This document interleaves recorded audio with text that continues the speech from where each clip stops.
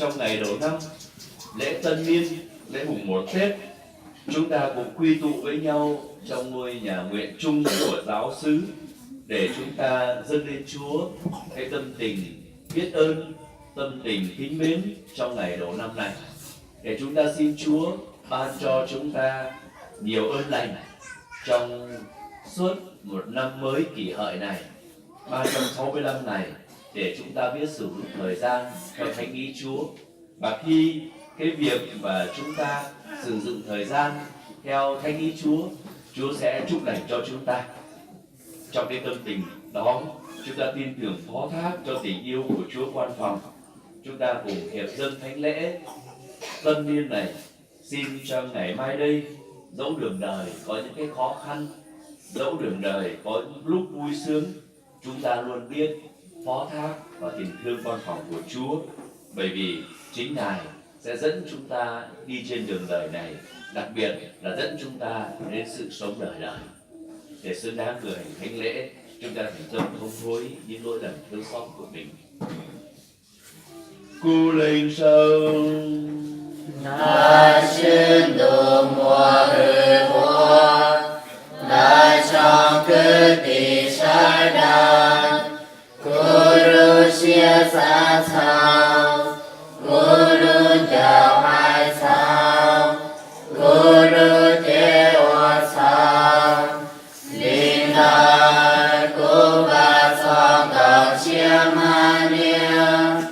路叫些。cho lệnh chia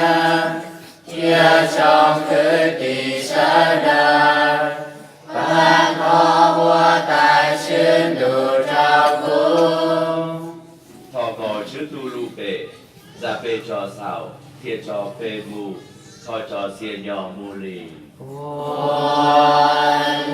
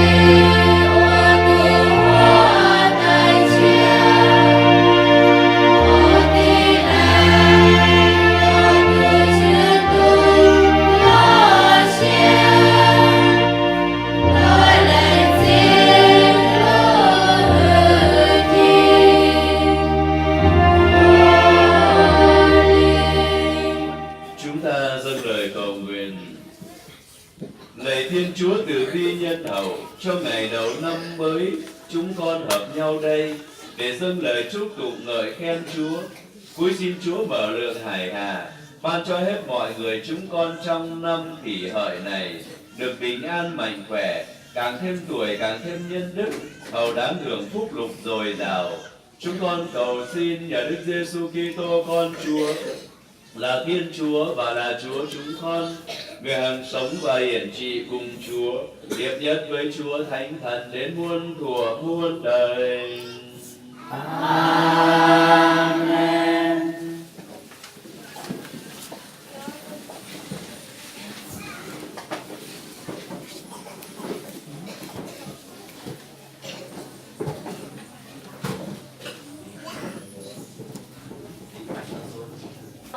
Thiên ba ô xia lô, y lu chữ y ba su thiên hử quốc tài,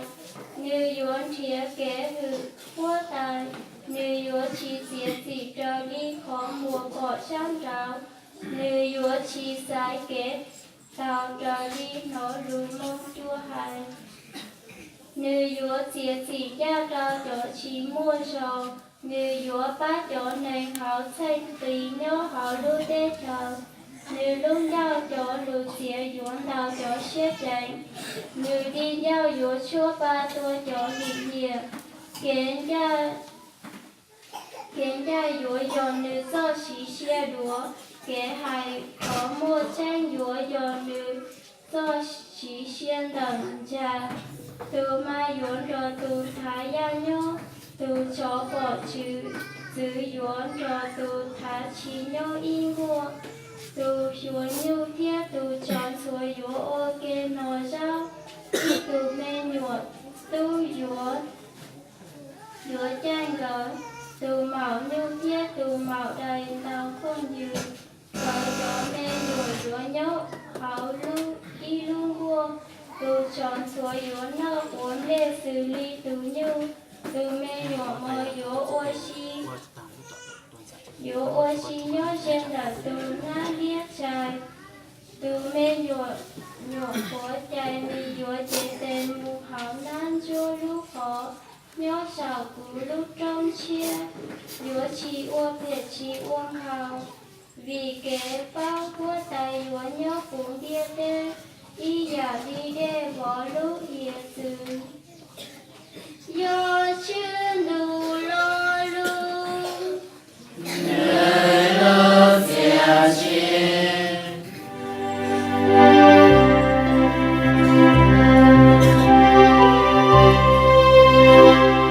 Ghiền Mì Gõ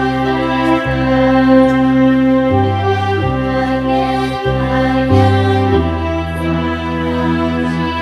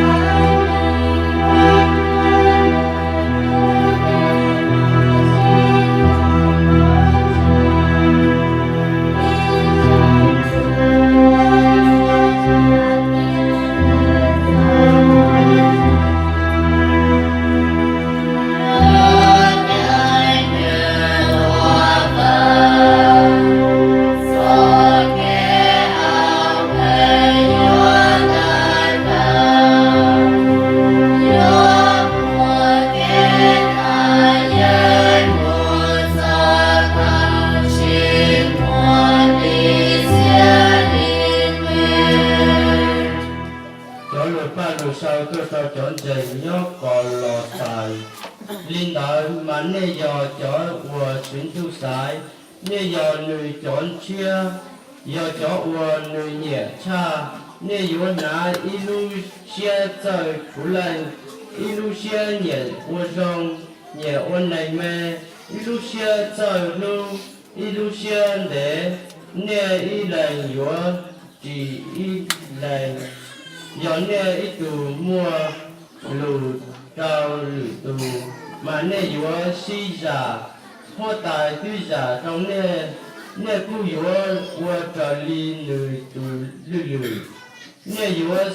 sum mua chia trao chia cho kế nhà vì cho kế nhà giờ qua còn nè lo tiền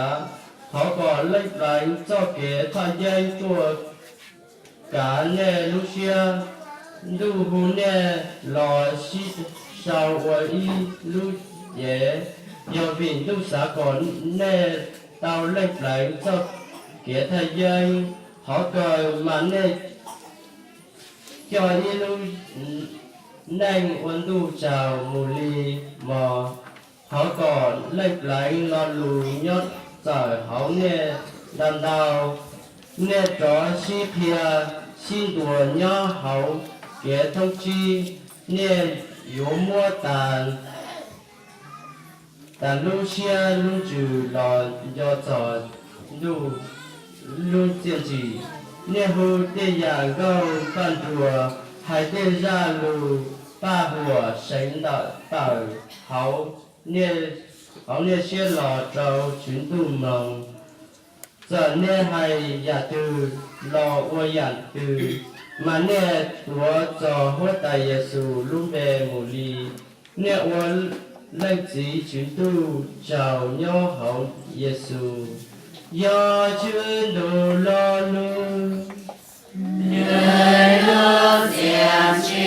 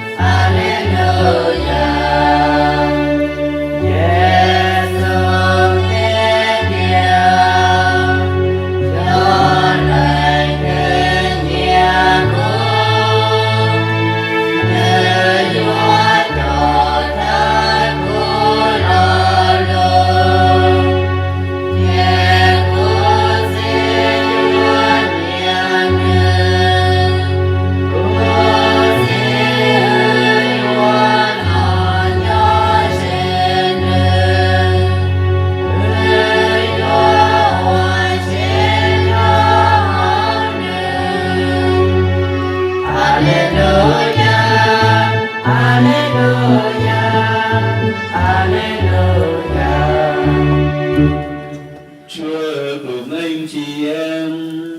và cùng cha. Tin mừng Chúa Giêsu Kitô theo Thánh Gioan. Lạy Chúa, vinh danh Chúa. Khi ấy Đức Giêsu nói với các môn đệ rằng: ai yêu mến Thầy thì sẽ giữ lời Thầy, Cha Thầy sẽ yêu mến người ấy, Cha Thầy và Thầy sẽ đến và ở trong người ấy. Ai không yêu mến Thầy thì không giữ lời Thầy, và lời anh em nghe đây không phải là của Thầy, nhưng là của Chúa Cha đấng đã sai Thầy. Các điều đó Thầy đã nói cho anh em đang khi còn ở với anh em.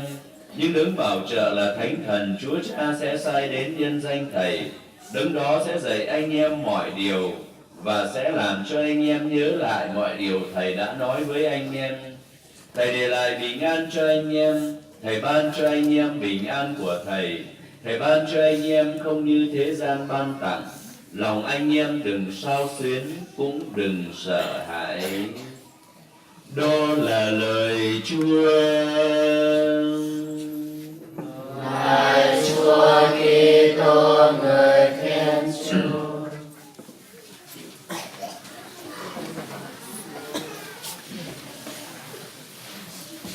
Kính thưa quý ông bà và anh chị em, nhờ giàu với chồng là chỉ tin anh cha sẽ đợi. hôm nay ngày đầu năm Kỷ Hợi, năm con lợn hay còn gọi là năm con heo. Hồi lì mà nhớ trầu lúc nào giỏi nô và nhớ trầu lưu xong xe ở giò